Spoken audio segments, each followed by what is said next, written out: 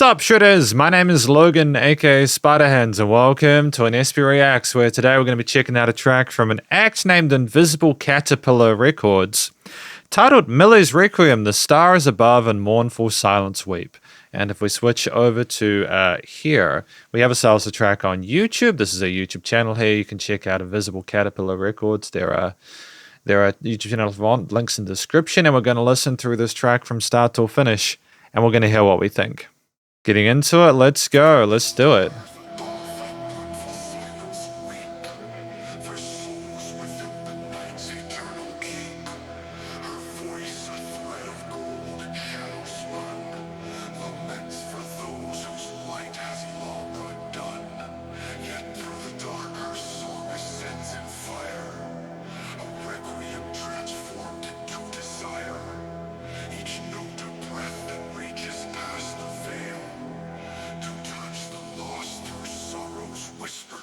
Interesting phaser effect on the vocals here. It's kind of unusual, but I appreciate that they're trying to do something different in that regard.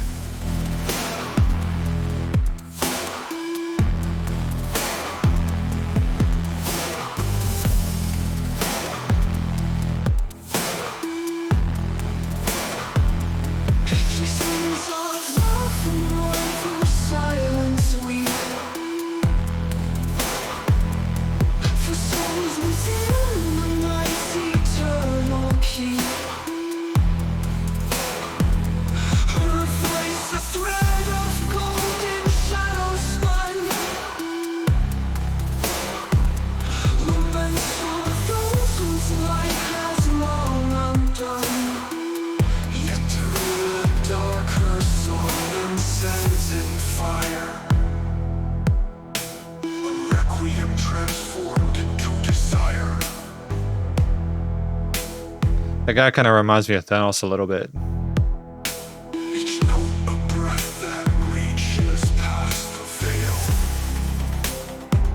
Great bass response.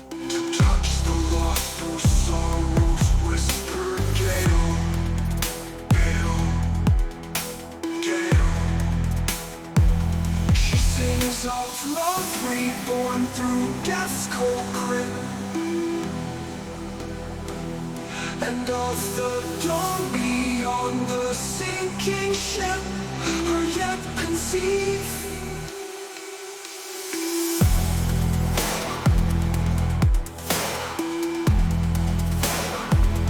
She sings of love and mournful silence weep through death's cold grip.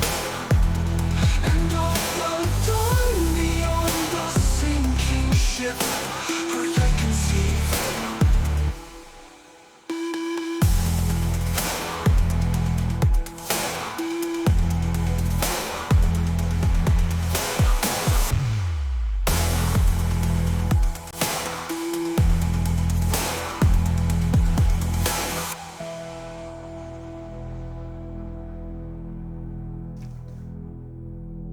I mean, it just flies by, doesn't it?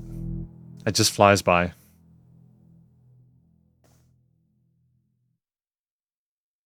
If you come to want to live now, I've been waiting that for. You want the dawn to do. I don't want the dawn. I don't want the dawn. In you together. Not the dawn. No. What language was that? That for. You want the dawn to do. I don't want the dawn. I don't want the dawn. In you together. Not the dawn.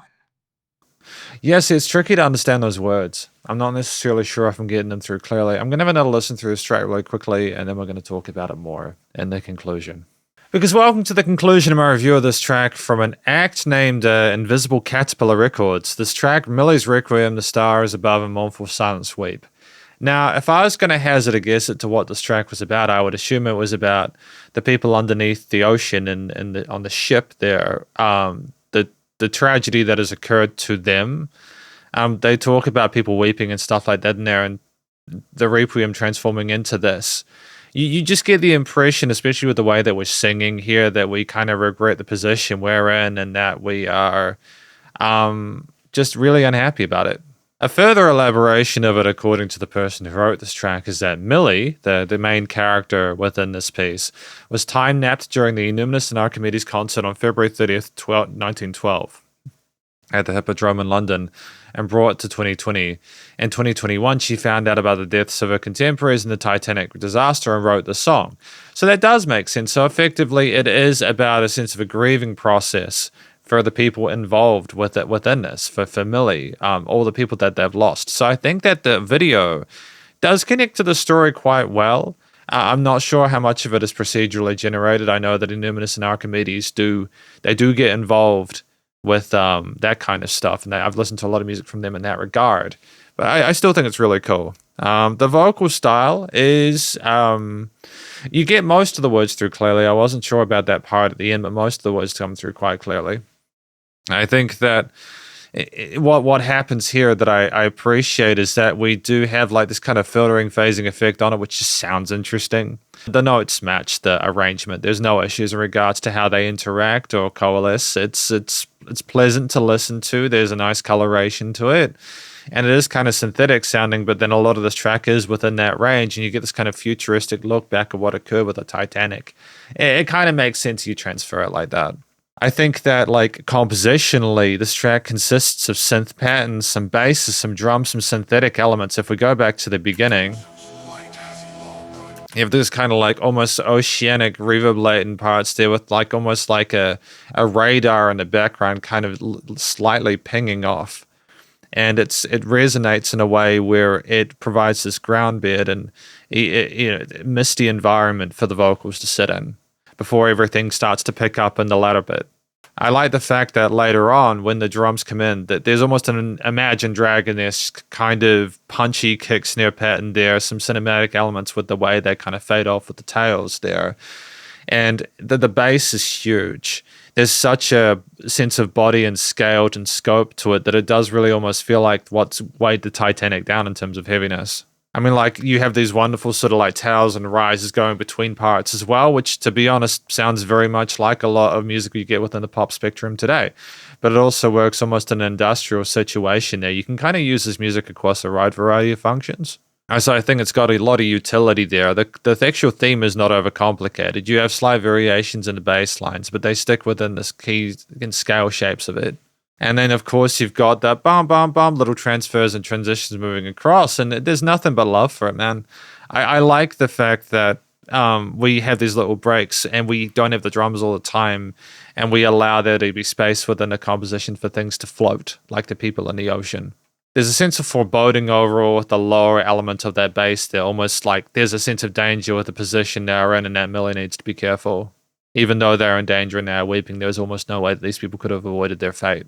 But like when I listen to this, it's very convincing. And if there were any artificially generated sort of like elements within it, I'm very, very impressed with how far it's come. It's getting really good.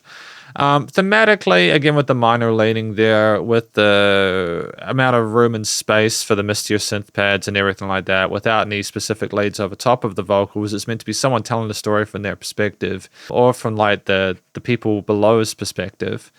And it's not a happy sounding track at all. There's no real complexity to those harmonies either. It's not trying to sort of find any sort of resolution. Maybe apart from the end where there's a spoken bit, but it's not a happy ending by any means. But there are some beautiful elements as well. The triads that we have here with the smoothness of the textures of those synths is gorgeous. And I love the sounds that we've used, the actual tones and timbres. They're really sweet. Which is part of what I suppose makes it sad rather than aggressive.